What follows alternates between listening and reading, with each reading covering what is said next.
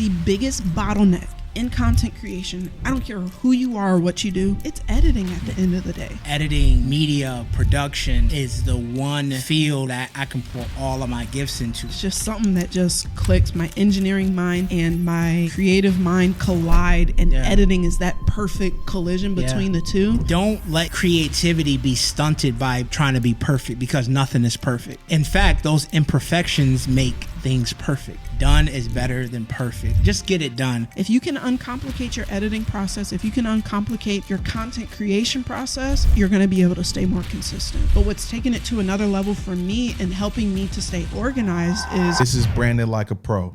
Hey everyone, I'm your host, Donielle Boateng, and on this channel, we help personal brands and businesses monetize through content. And today we have a very special episode. I am here with our other host, Freddie Wims Jr. Get it right. Today's topic is editing. Yeah. Whew. Man, editing, period. Editing. And really, I want to talk about as content creators, we're both professional editors. I've been editing for over 10 years. You've been... Yeah, honestly, all of my life really seems like it, but professionally, 8-9 years. Yeah. So about the same. And I have this love-hate relationship with it, man. Like, I love the development. I know that it's one of my God-given gifts. Editing is just something that just clicks. My engineering mind and my creative mind collide, and editing is that perfect collision between the two. But man, editing can be very time consuming. And I know a lot of content creators not only struggle with learning how to edit, but also feeling like it takes forever to edit. Mm-hmm. So today I really want us to dive into the reasons why we burn out, and also share like our blueprint around how we edit faster and cut our time down in half. I know myself. So when it comes to burning out around editing and like spending too much time in it, it's endless possibilities that you can do with editing. Yeah. I get clients all the time asking for X, Y, or Z, or even people inside of my coaching program wanting this look or that look, and they don't really realize all the time, the clicks, everything that goes behind to make it. And I feel like one of the biggest things that we spend too much time on, and just within like a branding if we're looking at it from a branding lens, the same way you brand, your personal brand, your business, whatever, you also brand your video. For sure. That comes along with it. Not only the visual look, but also the sounds and things that come along with it. And I feel like what a lot of people do is they try to match or mimic a certain look and not really understand what it takes to get there. Or we spend too much time trying to, you could do whatever you want. It's like, hey, at what point is this enough? Yeah. And at what point is this too much? It's not really a wrong way to edit. It's all, subjective to, the editor. I know for me, going back to what you said before, like editing, media, production is the one field, is the one avenue that I can pour all of my gifts into. So that sounds good, but sometimes that's like, oh my gosh. So like my graphic background, my music background, my engineering background, my artistry background, like all of that funnels into editing. So you're pulling from basically all the gifts and talents that God has gifted me. Yeah.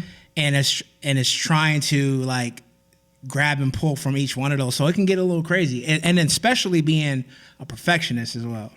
Yeah, that was actually the next thing, the perfection trap. What matters the most versus what doesn't. And I think for me, even recently, because me as a full-time entrepreneur, a mother, a wife, having client work, having branded like a pro stuff to edit, having my own course that I'm finishing up editing is so much. It's a whole lot. Like I'm even still editing content for Think Media as well.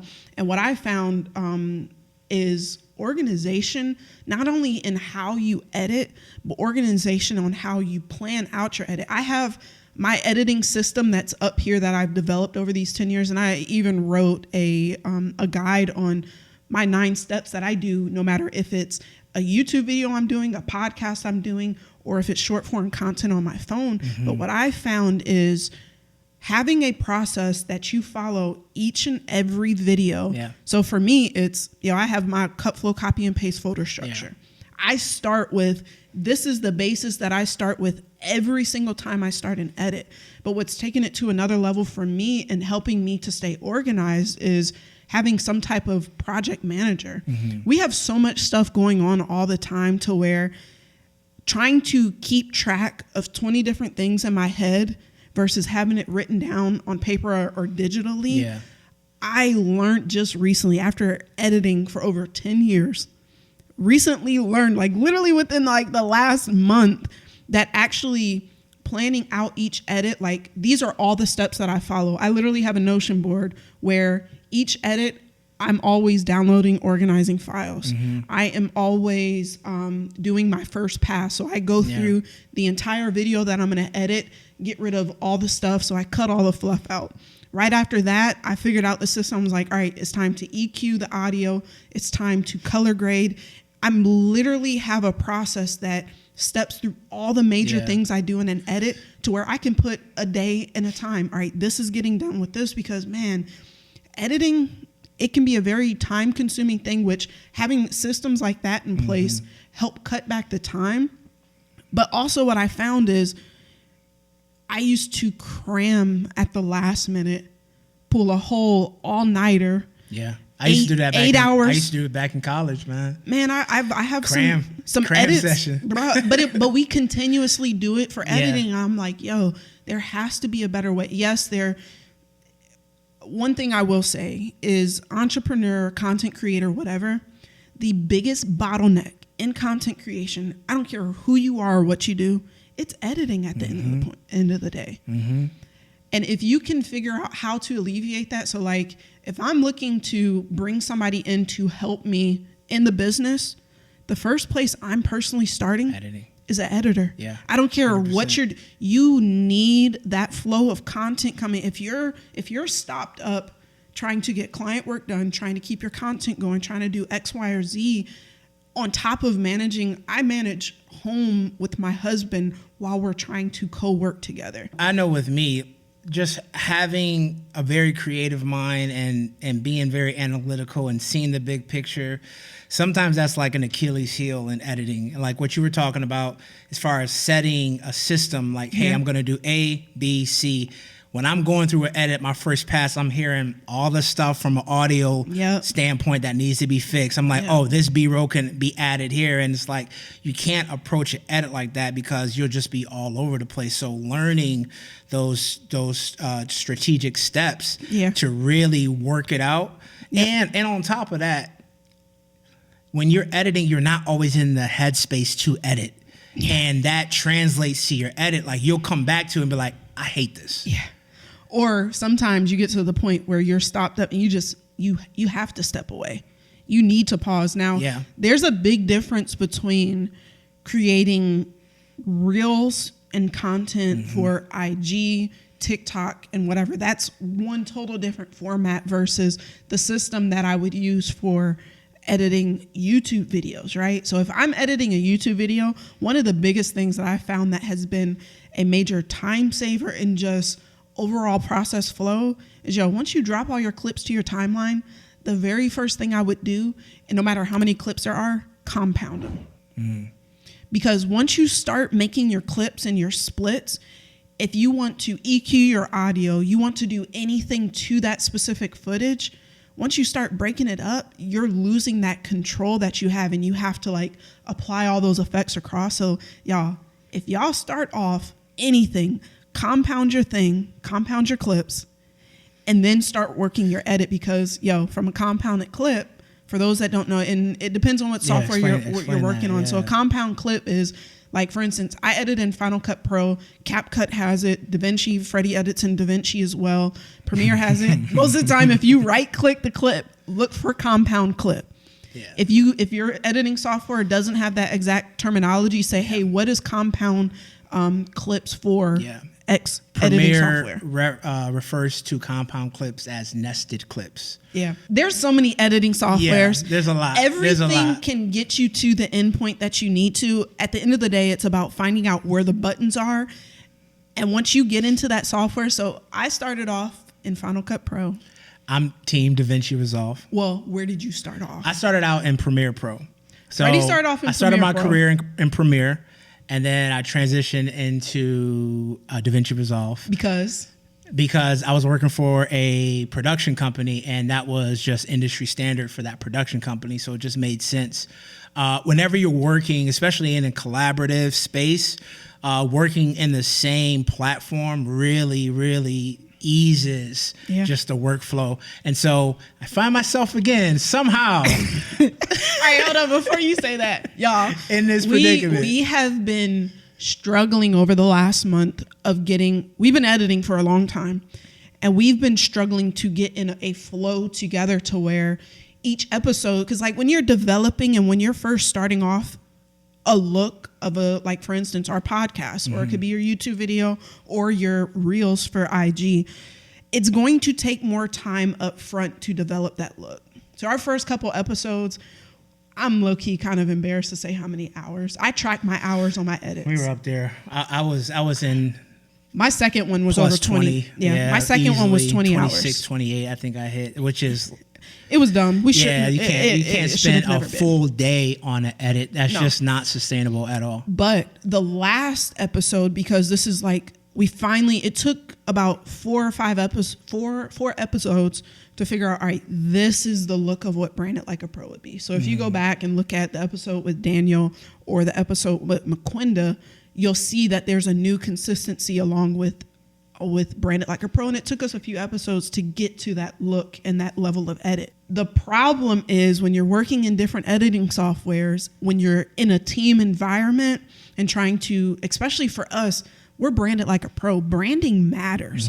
The look of our videos, the sounds of our videos, everything matters. Has to be consistent. It has to be consistent. For sure. And we could not find that consistency, me editing in Final Cut and Freddie editing in Premiere. There was consistency, but we really, if we're doing it on the level that we're doing it, it has to be to the T. Yeah. Rinse and repeat, like no And just diversion the flow, from that at all. It cut down the time too. Yeah, it just the overall flow. Yeah, handoffs wasn't easy. Like it wasn't, it was tough. Now I've worked for other clients that are even other companies that it doesn't matter what editing software you're in. Like there's 5 different editors and everybody's in their own. You can get that consistent look across different. We're not saying like it's an end all be all, but for us personally, we work in such close proximity. My desk right here, Freddie's desk is right there. Like for us to be able to flow and cut down on the time and actually come together as a team, we had to make that. I had to make that. Bro, you ain't the only one been struggling. It's been a struggle for both of us because it has. It's a new flow. I look at it like this, right? If you're deciding on what platform to go with, there's not a right or wrong platform. I know jumping into a new platform, new editing, if you're a new editor, it can be kind of a daunting task to look at it. It's all about feel. What feels right? What user interface you like to go with? What are you trying to do? What type of edits are you doing? If you're really getting into like deep color grading and stuff like that, DaVinci Resolve might be your go-to. I know the user interface is like it's node based, and I won't get into that because I can go deep. That's too deep. I can go deep with it, but Final Cut is probably the most user friendly platform out there, hands down. Okay. I would say that from a UI very standpoint. high level professional. The only thing I would say against that, and what I want to be open with our audience, because a lot of people are beginners and a lot of people aren't on the level that we are at. Yeah. So if I had to recommend a starting point, I hate I'm about to say this, to be consistent and even from a team working environment, sharing files, CapCut, bro. So this is the thing. What I've noticed, because I've always been a Final Cut Pro editor.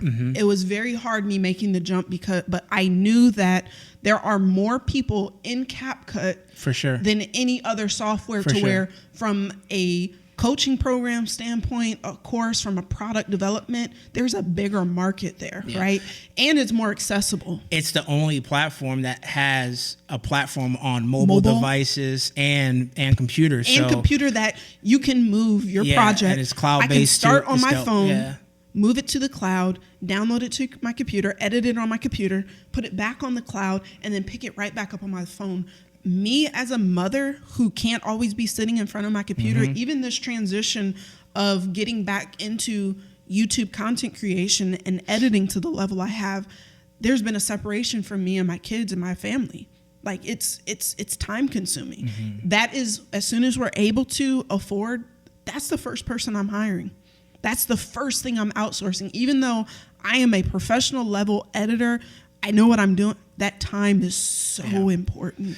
It's so important. So let me ask you this, and for the people that are out there that are professionally doing this, when you're scaling a business and you're at that point, I need to hire on more people. How do you get over that hump of trusting somebody with, especially your own stuff? That's real. It comes with, it's a give and a take. So you go out there, you try and source and find that person that can fit your look through. So if I were hiring somebody on, I would give them a sample project of saying, hey, this is what I need. Show me that you can do this. And I wouldn't give them anything else but just the base footage. You show me that you're resourceful enough to go out and find all the assets to create and do this thing. Because me, when I first started editing and my husband, we were creating content together, I was making stuff from nothing. Nobody would give me anything. Yep. Even when the reason why I was able to get in with editing for Think Media, I used to go to church with Omar El-Takori, and my husband had the same barber as him, and he was like, hey, Omar wants to see what you can do. I never spoke to him. I didn't even know what he wanted or what he was looking for. I just went out there. They got so many clips out on social or out on YouTube and IG. I just whipped a few things together and it blew his mind. He was like, how did you do this? How did you even know to get this and to be able to formulate it in this way? And that's what really opened. So if I were going out there to try and find someone, it's by trial and error. In that hiring process, I would go out and try and find, for me right now, just because of where we're at and where other content creators might be at from a financial standpoint, I personally plan on starting with either Upwork or jobs.ph. Is it jobs.ph? Yeah, I think it's jobs.ph. And personally, I am trying to source and find the best editor that's anywhere from $5 an hour up to maybe $15 or $20 an hour, and trying to find the right one that works within the same editing software as me. I would never hire another person that's not, because we've done that before. I hired someone who wasn't in any of the platforms we were in. It was it's too much work. It's really tough doing that. It's tough. Unless they're a very high level editor, which if you can afford that, go that way. It'd be one thing if they were in the same city, but a lot of these editors, when you're outsourcing, they're remote. They're overseas, stuff like that. So it's tough at times, man. It's really tough. So personally, what I've done recently, I have a whole list of people that I went through on Upwork. I'm looking at their portfolio. I'm looking at the style of edits, and I'm like, all right, this is where I would start. So I'm going to do it on a project by project basis. I'm not going to hire somebody directly into our company off the bat again. I'm going to trial and error it by sourcing someone in. It's better if you could find somebody locally, but a lot of times the price is going to be higher. So personally, I would start up on an Upwork or onlinejobs.ph. I know there's some other platforms as well. But if you're able to get someone that you can source in, that's able to produce the level and the style that you want, it's going to save you so much headache, so much time. It's going to speed up and also allow you to focus on the thing, because not everybody's strength is editing. There's other, even for myself, like I'm an editor, but my analytical brain, I'm strategic too. There's other areas in the business that my brain power needs to go to versus editing. Now, I'll always be in the development phase. I'll always develop like the first two videos of whatever we are launching off, and then I would pass that off to the editor. I was telling a buddy of mine, I talk to him all the time, and he's at a point where he's scaling his business. And he's at that point where he should start scaling his business. And I told him, like, what is an hour of your time worth, right? Facts. So once you figure out what that hour time is worth, and you're spending 11, 12 hours on an edit, what you're getting from your client, does that make sense from an hourly standpoint of what you're receiving from them? So if I'm putting in 12 hours and my rate is $100 an hour, right? So, and then I charge them $2,000 for this piece of, work, and I've worked 15, 16 hours. From an hourly standpoint, that doesn't make sense. Yeah. So when you're at that point of like knowing what is an hour worth to you, and if the budget doesn't allot for that time of editing that you're doing for that client, then you're at the point where it's like, I need to outsource this work because it's not worth the time that I'm putting on for me to get this done. Yeah. So I think that's kind of like the identifier to let you know when it's time to scale. And really it put in perspective for me when I went out there and I found an editor that's $5 to $10 an hour and the level that they can do it. And then I'm looking at, it shows on Upwork, hey, it took them X number of hours to do this style of video. And I'm like, dang, they're only spending like $8. 8 times 4, 8 times $5, $45 for 8 hours of your time freed up. Right. Game changer. Even if we go on the higher end of $10 to $15 an hour. Once you see that on paper and you really break down your number, that's why it's so important to have those systems in place and really do a deep dive in your business of where your time is going to, what kind of systems you have in place, and really putting everything on the table. And then once you see it, it's like, oh my gosh. Yeah, it's a game changer. You have to have a starting point. My starting point personally was like, all right, this podcast, not just the podcast, everything that's going on along with launching off the podcast is too much.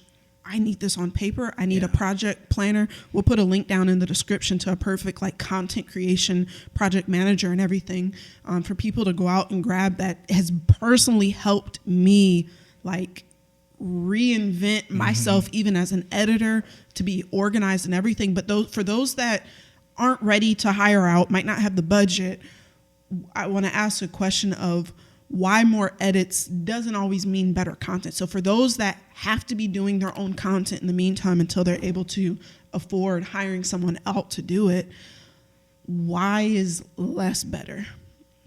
Why is more not always the best? Or does it mean that it's better content? It doesn't mean that it's better content. My first thing is allot some time in your day, in your week, to just do research on editing. Find out, there's even stuff even now that I'm figuring out both self-taught. Yes, from a shortcut standpoint that will save me time. Yep. There's stuff that I'm figuring out even now. Like there's something that she just figured out. That Freddie moving into Final Cut Pro, I knew we were both going to benefit from you moving in. Freddie moving into Final Cut Pro, he's the type where there's got to be an easier way to do it. I'm finding the short. I will research the crap out of a shortcut. Freddie will spend that extra time, and for me, I'll look it up. But if I can't find it fast enough, I'm finding a workaround. So I've found workarounds that I've been using for years that I'm just now finding out. It's a click of a button. Yeah, that goes back to, if you're doing it yourself, spend enough time to do research on the craft, really become a student of it. Like I just had a natural talent for it. Same with Donielle. And you can kind of lean on that talent at times because you can figure it out. Our engineering backgrounds will like, let me just search through all of this. Spend some time. Even give yourself, I try to give myself 30 minutes every day to try to find something new. You need to have some time dedicated in your week to learn. Yeah, for sure. Even if it's not every day. 100%. And that may seem like, I don't want to do that. Or you may be a seasoned editor. It does make a difference because you can find those little tricks of the trade, those shortcuts that'll really, really help you out, man. Definitely. And I'm still finding today. Yeah, and I feel like too, our podcast is very high quality. But one thing I have found, high quality, depending on the platform, doesn't always perform better. Mm-mm. So for me, my account grew and blew up in 2 months on IG because I was doing my program pretty much that I developed, Edit on the Go. I was like, all right, right now I want to have a system that I'm using only my phone to create and produce content because I can't be in front of my computer. So for me, even shooting content, figuring out, hey, this is how I batch the stuff together to make editing easier on the back end. But outside of using the back part of the backside of my camera, like the quality of your video, yes, the higher quality is better in some regards, but for social media, sometimes the lower quality, like not super perfectionist looking stuff works. So for me, I'm only saying that because people listening to this podcast and like even us as creators, we look and we compare ourselves to other people. 100%. I don't want people to get into the realm of like, your guys' stuff is on this level. I'm not there. There's no starting, but no, you can start right where you're at. We even have a whole workflow that if we wanted to, we could produce our podcast directly off of 3 phones, off of 1 or 2 phones. 100%. So like start with where you are at, no matter where. Utilize what you have. Like honestly, you may look at somebody's production, you may look at our production and be like, oh my gosh, this is what's going on. But there are just elementary,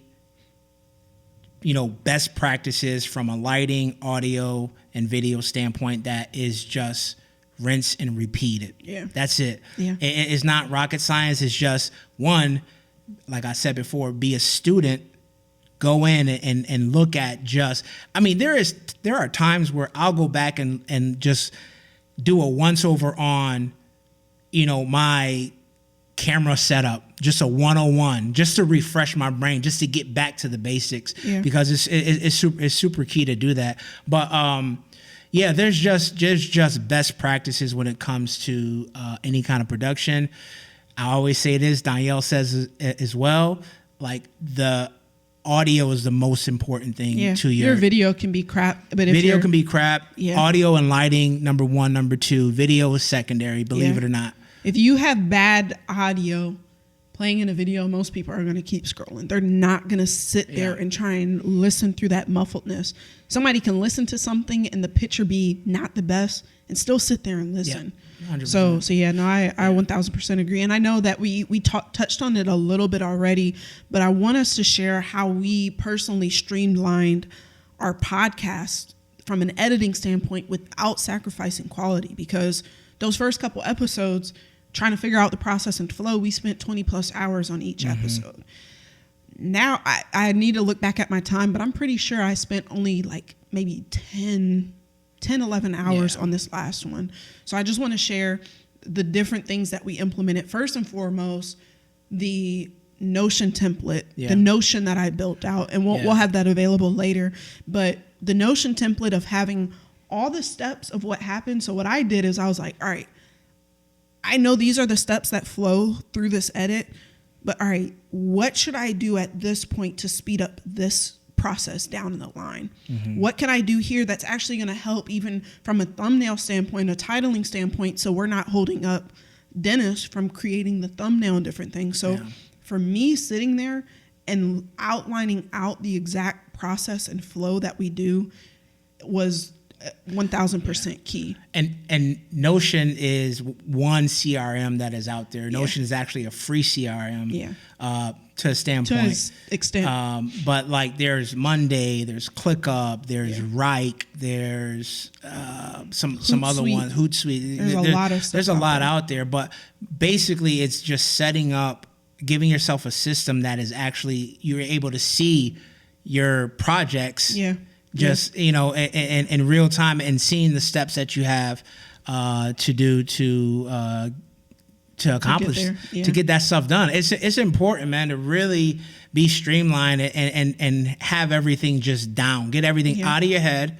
I'm so super guilty of it. Like I can, for so long, I've just been so just in my head and just knocking stuff out. All of my goals, all of my aspirations are just, that's not the place to have it, because you have everyday life that happens. You have all the stuff that there's no way to keep track of it. The level of stress that got lifted off my shoulders, having that stuff written down and in a place. It's been life-changing. I'm not even exaggerating. These 100%. Last couple weeks have been life-changing to where I've been almost too productive to where I couldn't even cut things off for myself. I was pulling all-nighters because I was like, oh, I got da-da-da-da, everything's in a row. Yeah. I'm going to move and work in this way. And one thing I want to say to the audience too, if you guys are interested in seeing our exact podcast workflow, go ahead and let us know down in the comments. If you guys are interested in it, we will try to pull something together to be able to offer that to you all. But the other thing next to having the organization from the Notion template, the next thing that really sped things up is saving out the things inside of your editing software that you do every time. So for instance, sound EQing and color grading. From a sound standpoint, this is the setup we're using. So when Dennis does a podcast on this, I've EQ'd his audio already one time. So I saved that out as a preset. Yep.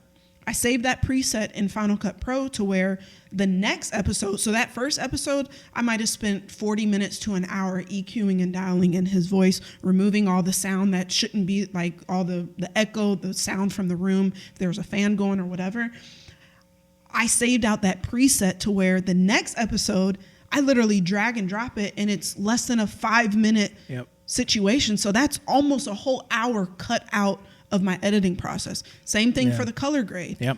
So even with color grading, you can create custom LUTs where you can apply certain color grades, and especially if you're in a controlled environment like a studio, it's the same lighting temperature, it's the same drag and drop. Same, camera settings, same audio settings. So everything is just a drag and drop. You do it once, so you don't have to do it again. But creating those presets, creating those templates, and it saves so much time. And we're in a position. The color grade can be major. It took 2 hours for the first one. Yeah, we're in a position right now that, and I will kind of let you in. We basically have 2 different cameras, so there is certain things that I'm learning. Well, 2 different cameras, meaning we're shooting our Freddie shot right now is on a Sony. This is my on a shot's Sony. on a Sony, and our wide angle. I years ago invested in Panasonic. So it's a total different camera. We're dealing with Sony cameras and Panasonic cameras, and I'm trying to find. And sometimes we introduce our phone angle too. Yeah, and so I'm finding a workflow within that. How do I make this better to where I don't have to continuously color grade, or Donielle doesn't have to color grade or create LUTs and stuff like that when you're dealing with 2 different color sciences. It's tough, even with balancing your color, your white balance, and having consistent lighting and stuff like that. It's still tough to match 2 different color sciences. So I'm basically creating a custom profile in each camera so that in-camera shooting matches the color profile of another camera. So that's just a small little thing that I'm in the process of doing right now, just to save so much time on that back end. 5 minutes here, 3 minutes there, half an hour here. It adds up within editing session. It adds up. Yeah. And one thing I want to say to the audience, if you feel lost in all the terminologies and the different things that we're talking about, if you guys want to, I'll link down below in the description. So I've created a Edit Like a Pro Mastery course. This one is specifically in Final Cut Pro, but it's going to be extending to other platforms. Right now, it's set up as an 8-week course that steps you through how to optimize your workflow, how to edit like a pro, but from a more beginner's standpoint. So if you're somebody that is like, yo, what the heck are you guys talking about? I just want to get this stuff out. I want my content flowing. I don't want to spend a whole bunch of time. I want to save time. It's an amazing space to start learning. Even for myself, I had to go back and reference because I had stepped away from Final Cut Pro for so long. I had to go back and reference my own course to get back up to speed on color grading. To the basics, man. I'm like, oh shoot, I actually have something here. So yeah, if you guys need anything to help you get kick-started, we're going to be covering different softwares in it over time. So it's being built out, but there's a Final Cut Pro module there right now that you guys can go through to get from top to bottom how to do this thing. Yeah. I mean, there is one major thing to really help us cut time, and it's AI. Facts. AI has been a game changer. It's been a major game changer. Yeah, and some people are kind of leery about AI. They really lean on AI as a crutch. It's a copy and paste type a culture out there, and it's not that. You got to go deep with AI. You have to go deep with AI. You have to train AI to talk the way that you talk. Yeah. Use the the terminology that you use, and so we're developing even like Branded Like a Pro AI to really help us on our day-to-day stuff. And it's not a copy and paste type thing. No. It's a training session with your AI to really get it dialed in. And one of the things, if I had to give anybody a piece of advice that would help speed up the process, and even in that learning time, man, if you're in ChatGPT, for example, and I have a link down in the description to a very specific content creator AI that's been built out that sits inside of ChatGPT that just speaks different from a content creation standpoint. But take 10, 15 minutes a day, have a conversation with Chat. Literally tell it what you're doing, how you're feeling. Like, I literally have conversations of like, yo, I'm overwhelmed today. I have this, I have that. I have these edits I have to get out, this client work.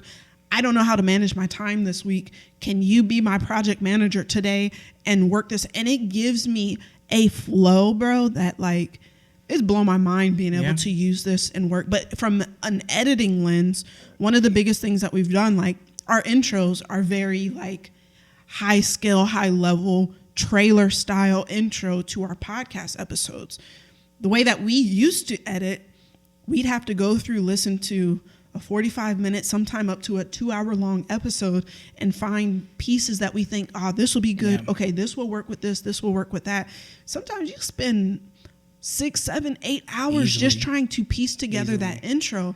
That intro is 80% of the edit. For our workflow, so our workflow, even before that, it starts from the planning phase. Yeah. We plan out our content using AI, which knows our voice. It knows what we do as a brand, for Branded Like a Pro, what we believe, how we want things to operate. But then on top of it, the first step when we go into our editing software, we use AutoPod.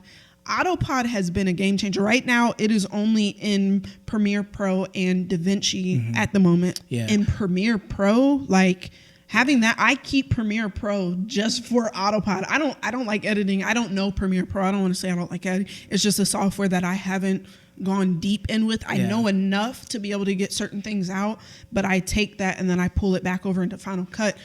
Doing that simplifies the process so much. I know a lot of creators and entrepreneurs have somebody physically sitting in the studio switching their content, switching the camera angles, so that at the end they have the switch file that can be edited faster. But really, there's so much human error in there. A lot of times people spend money hiring a producer to sit there to flip and switch, but man, they're not hitting the right angles. So for me, even when I had clients that had somebody, a producer sitting there flipping and switching it, I would, on the back end, I'm still using AutoPod to get me a better shot than what that person did. So basically, AutoPod is a AI switcher. Yeah. You input how many cameras you have, and then how many audio sources you have. How many guests. And then you basically let AutoPod do its thing. You hit go. It goes through, analyzes everything, and chops up your whole entire episode within minutes. It's a game changer. Literally saved me when I first got introduced to it. Saved me 4 or 5 hours easily off the top. I want to say 8 to 10 hours. Low key sometimes. It was crazy. Yeah, I absolutely love it. So for me, that's next to ChatGPT on the planning side. We use AI there. We use AI for the AutoPod to chop up and switch our channel, or to switch our episode. But after we switch it up, we do that first pass that I mentioned earlier, where we take all our rough cuts, remove all the fluff, the stuff that's not there. Yeah. Once we have that rough cut, the workflow that has been just working so good for me to be able to edit our intro to the level that it's at is I export out that audio. I get AI to transcribe it. I take that transcript, I put it back into ChatGPT, in that same one where I plan and strategize the episode, and I say, hey, I want an irresistible intro hook that makes it that makes this video irresistible for somebody to watch. Once they click on it, they're hooked in, they want to stay watching. I also tell in that same prompt, hey, take very powerful moments from this episode and piece it together to where the guest and the host are having like an exchange between one another. But I say, hey, this can't be, we've already recorded this. Don't add anything to this. Now piece together that intro for me. And we found that there's a little caveat with it that you don't always, chat thinks chat's kind of smarter than a human. It's like, all right, you said this with 20 words. Here it is in 5. Better. In 5. Here's something better and it's shorter. Nowhere in the episode. So I got to the point, I was like, all right, I've dialed this in now because I tell chat, I'm like, hey, show me exactly where this is at in the transcript. And it will say one line, and then I see the whole paragraph it pulled from, and I'm like, all right, it's a starting point now. Yeah. So I take all those pieces, I piece them together for the intro, and then I do my cut of the intro and put all the fancy effects on that. Doing that, I did it today on one of my Think Media edits. Doing that saves so much time. I got an intro in probably 30 minutes when normally it would have taken me 3 to 4 hours to do it.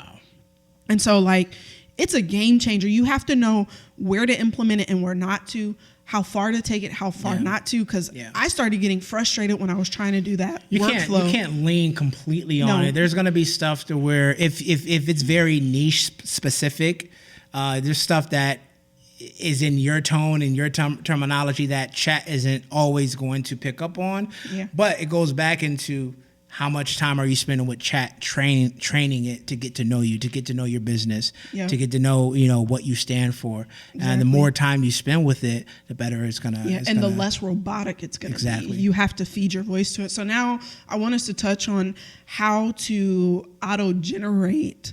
What AIs can we use to auto-generate our long form into short form clips? So for me, and I might have to drop this prompt down below because it's so good. For me, I have this prompt that I've developed with chat that gives me 6 different reels, 4 different carousels, and other posts, text posts that I can take directly from that episode transcript. And it's like, all right, now here's those 6 episodes. But even outside of doing that, some of the other platforms that we have personally used is Opus Clips and... what's the other one? Well, we're using Opus Clips to cut down the long form into short form. Our transcribing, we're using Otter. You can use any other, whatever floats your boat. CapCut to transcribe. Descript has some transcriptions going on. CapCut has it. Otter is the one that we use. There's a lot, but a lot of, I know with DaVinci Resolve, they have in platform transcriber, which helps me out. Same with Final Cut. Well, no, everybody has it now. Yeah, everybody has Final it. Cut Premiere Pro, has it. Premiere has it. CapCut has it. What's dope with Premiere and CapCut, they have transcript-based editing. So I can edit based from the speech, which speeds up the process even more. But this week, y'all, we found something that's like literally game changer from an edit. I have not seen anything out there like this that's been able to add in the effects. It's doing background removers. It's adding the sound effects in for you. It's doing the zoom in, keying, and everything. Please do not sleep on the Captions app. Captions now has a feature in it that AIs your edit. So what we do for our podcast, or what we're going to start doing for our podcast, is after we've used either Opus Clips or ChatGPT to find, hey, these are the 6 reels that we want to post, we're going to chop that reel down and get it down to its base form, put it into Captions, and let Captions use its AI. And I got to show on screen real quick. Within minutes, it did this. Your brand is you as a person. You have a brand if you don't even realize you have a brand. And also, too, one thing that you're mentioning, too, is like that I think is very important is the research of knowing what your audience wants. That is so important. Like, it's absolutely insane. And there's going to be hit or miss sometimes. Sometimes it's going to miss. Same thing with, like, Opus Clips, Get Munch. But if you want to be consistent and have content going out, you can't beat it. And that gets back to, hey, done is better than perfect. Yes. For like, I have to remind myself day in and day out, like, just get it done. Because even most times, being perfect almost ended us even recording today. For sure. Most times, and this is what I say. So I'm a cinematographer, right? I'm a storyteller. I love to tell stories, right?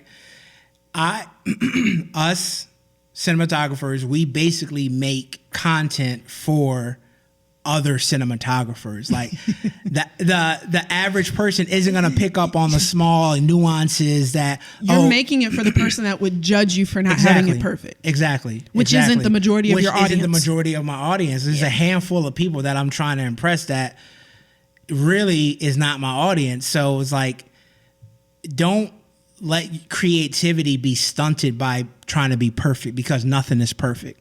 Yeah. In fact, those imperfections make things perfect. If that makes sense. Yeah. But that's really what it boils down to. But just get it done. Get it done. Yeah. No facts. And one thing I do want us to touch on too is mobile editing and how to stop overcomplicating the process and why you don't need a studio like this to even to be able to edit like a pro or to edit in general to whatever level that you want your content to be on. Like for me, again, going back to the story of like developing my edit on the go program, like I needed a method to be able to edit fast content on the go straight from my phone without having to be in front of a computer. Just, I feel like, I know we've touched on it a little bit, but I just want to express the importance, because uncomplicating this thing, we're talking about a lot of complex things, and it's not for every level of content creator. For sure. Some content creators, all you have is that phone. All you have is CapCut to be able to produce what, and the nuggets and the things that we are sharing can help you elevate regardless of what step that you're at. But I don't want people to get intimidated and overcomplicate it to where they don't ever start. So what would you say to people on why you don't need to have a studio like this, or what the power in your phone that you have right at your fingertips? It's pretty amazing what we can do with just our phone. Facts. Just the technology behind it. There is stuff that's already going on, algorithms and different software combination that is going on to make your footage look better. Basically is doing the work for you. I would say just shoot everything. Yeah. You learn on the go. Yeah. Make mistakes. Yeah. Fail Use fast. your back camera. Wipe it off. Yeah. Definitely. Like wipe your camera Please wipe off. your camera. Like all it takes is 2 seconds for our cameras to get greasy, but all you got to do is a quick just and a quick rub on the shoulder. It will take your quality to the next level. That's it, man. but that's it. But I would say just shoot. Don't feel like you have to be perfect. You know, there is Zack Snyder is one of my favorite directors. He shot a movie on a phone. That's crazy. Yeah. And I think was it one of the new 16s, or was it? No, it was back when the 14 came out. Wow. And he shot a movie on a phone, and it's pretty darn good. But you don't need a lot. You don't need a lot. Just go out there and shoot. I started shooting on a toaster. For God's sake, what is I'm toaster? Playing. What is that? But nah, just get out there and shoot. Your phone is super powerful. Just the modes, the cinematic mode that you have on it now on the new phones, man. Yeah. No, and I agree with you on that because that's how I was able to blow up my IG. I kept it simple. I kept everything on my phone. Yeah. When I needed to, I would transfer my stuff off of CapCut into my laptop to where I can edit and speed up the process. But for those that really want to take their content to the next level, that's the whole premise behind my Edit on the Go program. I'll put a link down in the description, but it's really those time-saving hacks, taking 10 years worth of experience, putting into this more base level. And I know CapCut right now with TikTok and that whole ban fiasco that happened earlier this year, we're still not out of the waters with CapCut. So that's why even on Edit on the Go, I'm adding additional platforms. Another platform getting ready to come out is Instagram's Edits app. I'm so excited about it. Like, I'm adding additional modules and information into Edit on the Go for people to be able to give alternative options just in case. I don't feel like anybody should have all their eggs in one basket with any editing platform, because a method could go away in an instant and you're stuck with your content. And that's why I'm embracing the transition into Final Cut, because now it wasn't an easy embrace. Yeah, it wasn't. But now, like, I started my career in Premiere, switched over to DaVinci, right? And now I'm at another transitional phase where I'm embracing Final Cut. So now I can literally say I'm fluent and proficient in all three of the major platforms. And there's other platforms out there too. I don't want to downplay those, but embrace change, man. Embrace change. And if you don't know where to start, look at the people who's doing it well. Yeah. You know what? Like go your favorite movie, right? There's a reason why they shoot movies a certain way. There's a reason why they use certain angles. Mimic that. Recreate those on your phone just to see what good composition looks like. Don't be afraid to experiment. One other thing I want to touch on is like, we got to stop sitting on content. Like, we have so much content in our phones where it don't make no sense on why a post isn't going out every day. And I really want to get into how you can post faster and stay consistent with content. Literally was just going through our NAS, our network attached storage back there, basically houses just like a personal server, but going through footage and seeing footage that I had, man, it was just like, what am I? There? Why is it sitting here? It's just sitting. Like, utilize all of it. I want to say to people, we're talking about a lot of high level editing concepts and things in this podcast, but like, take your phone out, scroll up, and find a moment where you are doing something on your phone. It could be you working. It could be you showing something with you, time with your family. It could be you doing nothing. Absolutely nothing. I want you to take that video, put it into a software like CapCut, and look up the thing. If you want to go to my IG and search where I talk about keyframing, or go into my Edit on the Go program, I have a lesson in there on keyframing. Keyframing, a keyframe, and I get this question all the time because they're like, when I do a video editing hack on it, they're like, I still don't understand what you mean. Keyframing is like, hey, there's different points of time in a video. At this point of time, starting at the beginning, everything is static and it's at whatever parameters. I put a point there. I go to the end of the clip, I zoom it in a little bit and add another point there. What's going to happen from point A to the point B at the end, it's going to do that transition and zoom your content. Start there. That is the most simple form of editing that you can do to get a piece of content out. And all I simply do is, after I edit that simple edit, I'll put a little bit of like color, like I enhance the visuals a little bit. I'll bump my saturation up. I'll bump my brightness up just a little bit because brighter content normally performs better. And I'll sharpen it just a tad, export that thing, put it into whatever platform, if it's Instagram or TikTok, add a simple text hook on the top, put some music behind it, post it. I need to start preaching to myself because I haven't been posting because I'm managing editing for Brand It Like a Pro, managing home, managing client work to where I'm like, I can't deal, and managing even finishing out courses and programs where I'm like, I can't even manage my own content right now, but I need to take my own advice. I'm gonna do it tomorrow. I'm gonna simply find a very simple clip, post it with nothing but a keyframe, text on top, and if you need help finding hooks, go ahead and click the link down in the description for Ada. That's that specific AI that will help you as a content creator. It will give you viral style hooks that you can put on text on IG using the text directly inside of IG. Post it. Like, it's the simple stuff. It's those little things that will catch the eye of your next client. 100%. It will catch that next eye of whoever else that might be that next brand deal. All we have to do is stay consistent, simplify things down to where it saves time, and it makes the process and the more that you can uncomplicate things, the better. If you can uncomplicate your editing process, if you can uncomplicate your content creation process, you're going to be able to stay more consistent. I'm guilty of just overcomplicating it because I'm a very big picture type and when of we guy. overcomplicate, we self-sabotage. Yeah. Yeah, you said you're a big picture guy? So I'm a big picture type of guy, so You're a it's big hard. picture down to detail. So I'm a big picture type of guy. I can also think very, strategically. Yeah.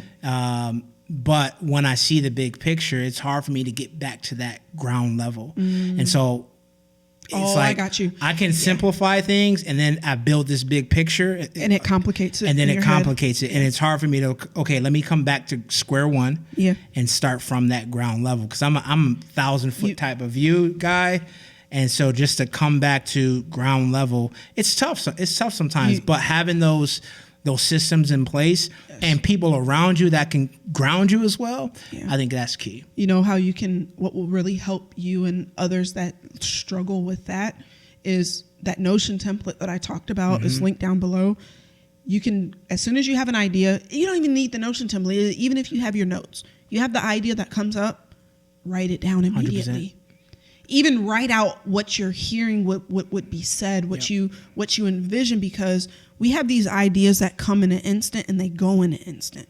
So take that specific idea, no matter if it's 10 different ideas, put them all into their own line, put them in a checklist, put them in a Notion template, some type of table, anything that gets the idea from here to where, because I get overwhelmed with big picture too, but being able to put these things down into their own individual line item or task, it changes everything. For sure. You're able to bite stuff off with smaller chunks. For sure. And on top of that, you get that satisfaction of checking off of a goal. Exactly. It's like it's that immediate satisfaction of like, okay, boom, did that, great, that feels great. Let me go on to the next thing. Great, that feels, instead of getting completely consumed with everything that you have to do. That's just not sustainable. That's not the way to go. It's not. So definitely, I feel like the biggest key takeaway from this episode is simplify. 100%. Simplify as much as you can. Organize. And just keep it simple. Yeah. And utilize the tools that are out there. Do some searching of like different things that you can, whatever platforms whatever platforms that you're in, like, again, be a student of that. Go out, do research, take time, 30 minutes, 15 minutes every day just to really become a student of your craft, man. Like, and don't lean on just pure talent, because you need talent and that work ethic and those systems in place to really be successful at what you're trying to do. Yeah. And once you have that time, again, go ahead and hire someone on that will help alleviate that work from you. Offload that stuff. What is an hour worth to you? Think about it. Man, what's an hour times 10, which can easily be on a video, on a YouTube edit. 100%. So yeah, man, this has been good. And two, for our listeners, if you have any questions specific around editing or just content in general, go ahead and drop them in the comments, and we'll do our best to cover them in future episodes and content. But this has been good. There's not enough conversations like this happening. No, needs to be more for sure. Needs to be more for sure. So appreciate you guys tuning in. We'll see you in the next one.